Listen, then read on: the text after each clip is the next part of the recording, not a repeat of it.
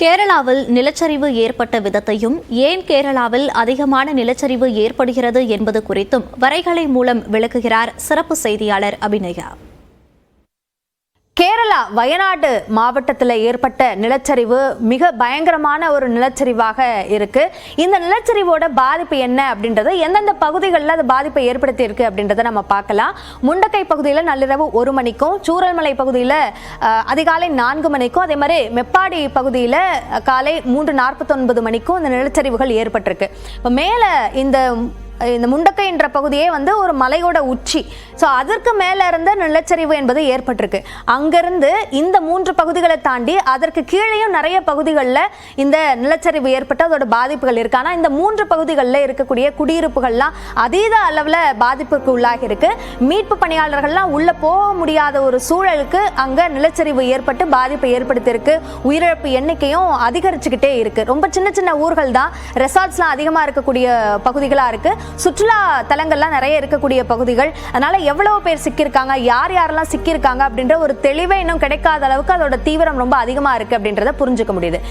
இந்த பாதிப்பு என்பது இப்போ நடந்திருக்கிறது. கேரளாவில் முன்னாடிலாம் என்ன மாதிரியான பாதிப்புகள் ஏற்பட்டிருக்கு? புதுசா நிலச்சரிவு கேரளாவில் ஏற்பட்டிருக்கான்னா இல்லை.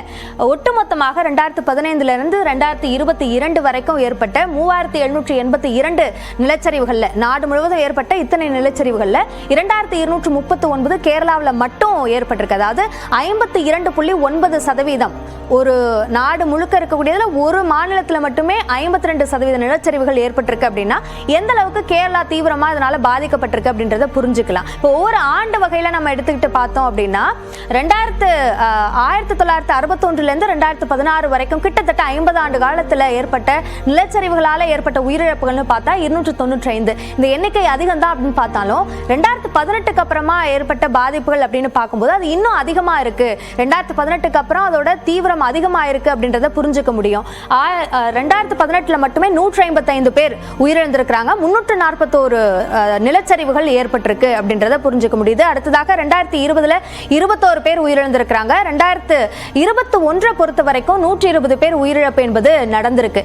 இந்த அளவுக்கு உயிரிழப்புகள் அதிகரிக்கிறதுக்கான காரணம் என்ன அப்படின்ற விஷயங்களும் நம்ம முக்கியமா கவனிக்க வேண்டியிருக்கு.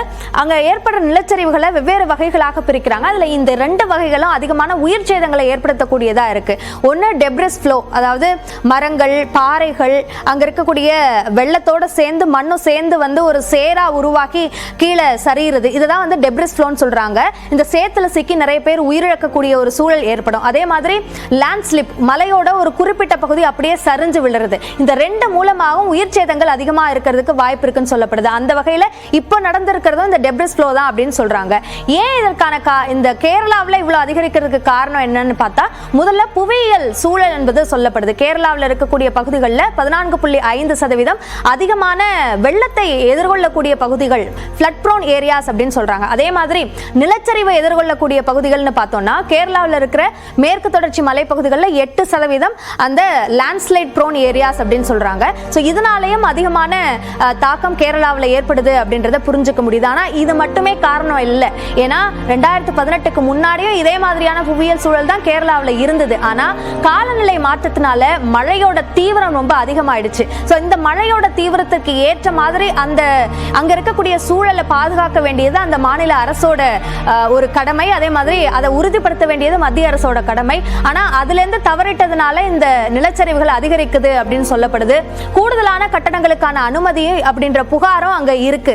ஏன்னா இது போன்ற நிலச்சரிவுகள் ஏற்படுறதுக்கு முக்கியமான காரணம் ஃபிளாஷ் ஃப்ளட் ஏற்படுறதுதான். ஒரு வெள்ளம் போறதுக்கான அந்த பகுதிகளில் கட்டடங்களை அனுமதிக்கிறதன் மூலமாக அந்த வெள்ளம் திடீர்னு ஏற்படக்கூடிய அந்த வெள்ளம் ஏற்பட்டு இந்த மாதிரியான நிலச்சரிவுகள் ஏற்படுது அப்படின்ற குற்றச்சாட்டும் இருக்கு. அதனால இந்த சூழலுக்கு ஏற்ற மாதிரி கட்டட அனுமதிகள், அதே மாதிரி மற்ற மூவ்மெண்ட்ஸ் எல்லாத்தையும் கட்டுப்படுத்த வேண்டியது அவசியம் என்பதையும் சுற்றுச்சூழல் ஆர்வலர்கள் தங்களுடைய கோரிக்கைகளாக முன்வைக்கிறாங்க.